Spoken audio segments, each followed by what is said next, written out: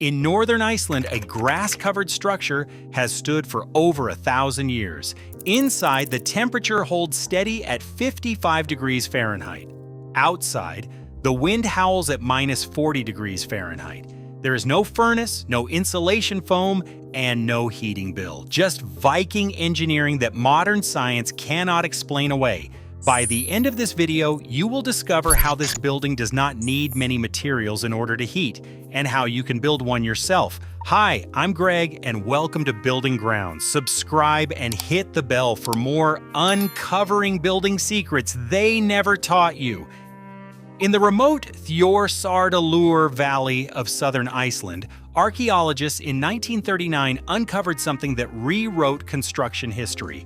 Beneath centuries of volcanic ash, they found Stong, a Viking farmstead abandoned after an eruption in 1104. When researchers from the University of Iceland ran thermal imaging tests on the reconstructed site decades later, they found something that seemed impossible. The interior walls showed virtually zero thermal bridging. Heat simply was not escaping. The Vikings who settled Iceland in 874 faced a problem that would have defeated modern builders. They arrived on an island with almost no trees. They needed shelter from winds that could freeze a man solid in minutes. They had nothing to build with except the ground beneath their feet. The turf house, or torfbæir in Old Norse, was not primitive desperation. It was engineered survival. Workers cut blocks of turf from meadows, each piece roughly the size of a modern cinder block, but made of living grass, roots, and soil. These blocks were stacked in precise patterns, with the grass still alive and growing. The roots intertwined over time, creating a self-healing wall that got stronger with age. The medieval Icelandic legal code called Grágás, written in the 1100s, specified construction standards that would not look out of place in a modern building code. It mandated minimum wall thickness of 1.8 meters, that is nearly 6 feet of solid earth and turf surrounding every living space. Vikings were required to build to code 800 years before America existed. The knowledge passed from generation to generation through apprenticeship. Young builders learned to read the grass, to identify which meadows produced turf with the densest root structure. They understood that south-facing slopes grew turf that drained better. This was not written in textbooks. It lived in hands and eyes and memory. Then modernization arrived. Between 1920 and 1960, Iceland abandoned turf construction almost completely. The last traditional turf builder died in 1988. With him died an unbroken chain of knowledge stretching back to the settlement of Iceland. Today, only 6 people in the world can build an authentic turf house using traditional methods. In 2019, researchers at the University of Iceland published findings that stunned the building science community. A standard American home built to code achieves roughly R19. Passive house certification typically requires walls around R40. The Icelandic turfy walls tested between R30 and R60. Vikings with iron tools created walls that exceed 21st century energy codes by 2 to 3 times. The secret lies in a 3-layer system. The innermost layer of stone or timber provides thermal mass, absorbing heat during warm periods and releasing it slowly during cold ones. The middle layer of turf blocks traps air in billions of tiny pockets. But unlike fiberglass or foam board, turf breathes. Modern building science focuses on vapor barriers to stop moisture from entering walls. The Vikings took the opposite approach. Their walls absorbed moisture and released it continuously. Research measured moisture movement through turf walls at 2 to 4 liters per square meter per day. This constant breathing prevents the moisture accumulation that causes mold. The solution to wet walls was not to block water, it was to keep it moving. The outer layer of living turf performs active climate control. In summer, the plants transpire, cooling the wall surface by as much as 15 degrees. In winter, snow accumulates, adding another insulating layer. And when small cracks occur, the grass simply grows over them. The building heals itself. So if this works better than modern construction, why can you not build one legally in 47 states? Open the International Residential Code to Section R703. Exterior walls shall be covered with approved materials. Approved by whom? The International Code Council maintains lists of accepted materials. The tests are designed for factory-produced goods. How do you test soil? The testing regime makes natural building materials impossible to approve. The American construction industry generates $1.4 trillion annually. Every turf house represents lumber not sold, insulation not purchased, siding not installed. Consider who profits from the current system. Lumber mills, insulation factories, chemical companies, each has lobbyists. Each funds the organizations that write building codes. Insurance companies amplify the lockout. Underwriters require code compliance before issuing policies. Banks require insurance before issuing mortgages. The financial system enforces material dependencies even when the code has loopholes. When Oregon passed its Cobb Code alternative in 2021, it created the first American pathway for earthen construction. But read the fine print. The code explicitly excludes organic roof and wall systems. Even the most progressive building code in America specifically bans what the Vikings perfected.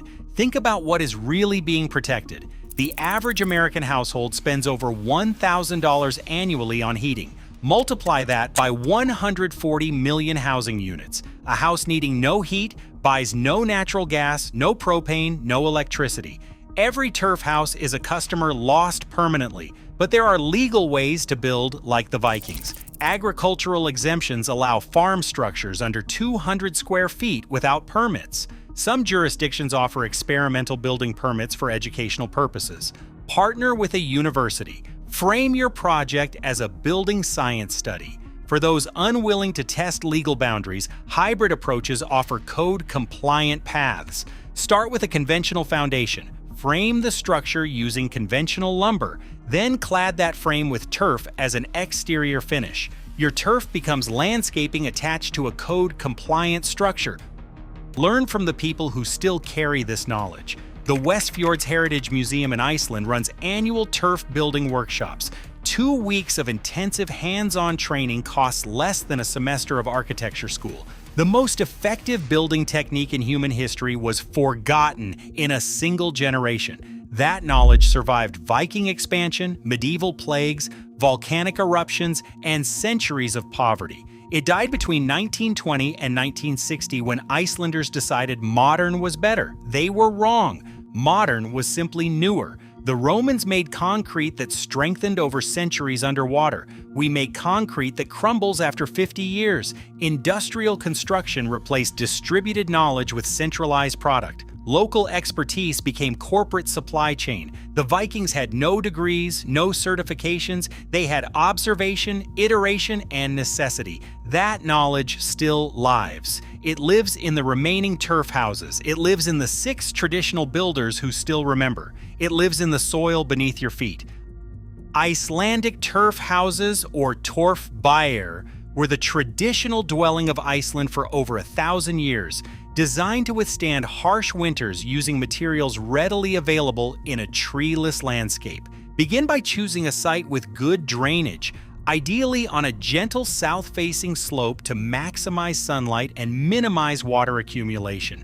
The ground should be stable and not prone to flooding. Excavate the foundation area, digging down approximately 0.5 meter to 1 meter into the earth. This partial subterranean construction provides natural insulation and protection from wind.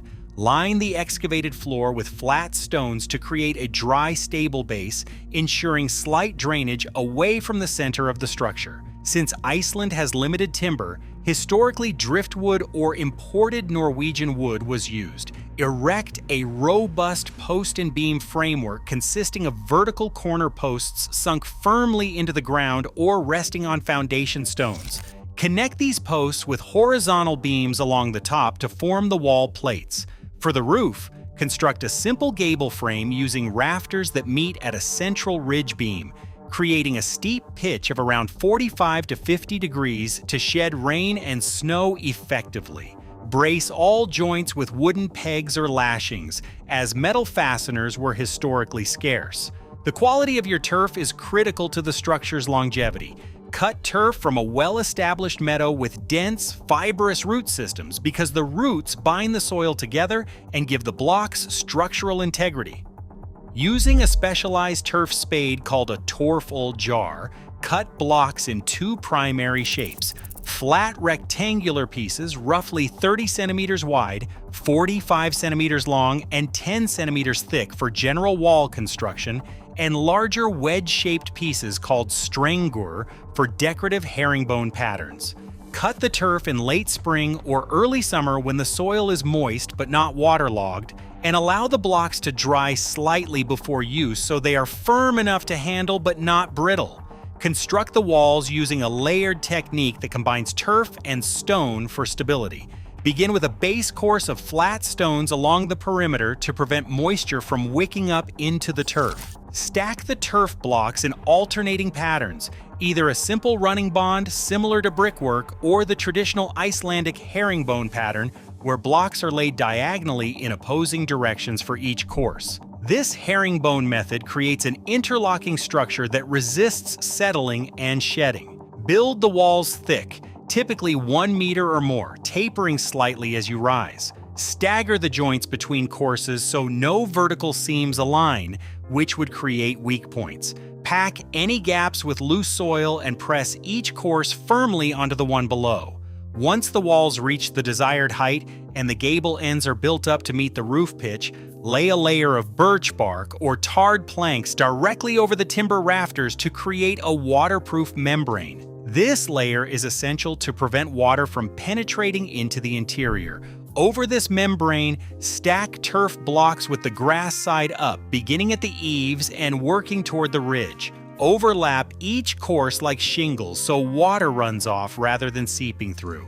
At the ridge, cap the roof with a final row of turf or a wooden ridge board covered with turf. The grass will continue to grow, and the roots will bind the roof together into a living, weatherproof layer. Frame doorways and any small windows with timber to prevent the turf from collapsing inward. Traditionally, doors were positioned on the gable end, often through a short passageway that provided an airlock against drafts. Windows were minimal or non-existent in early designs, though later versions incorporated small glass panes. Inside, line the walls with wooden paneling where possible to create a warmer, drier living surface. Install a central hearth or a simple stove with a chimney hole cut through the roof, ensuring proper ventilation to prevent smoke buildup. A well-built turf house requires ongoing care.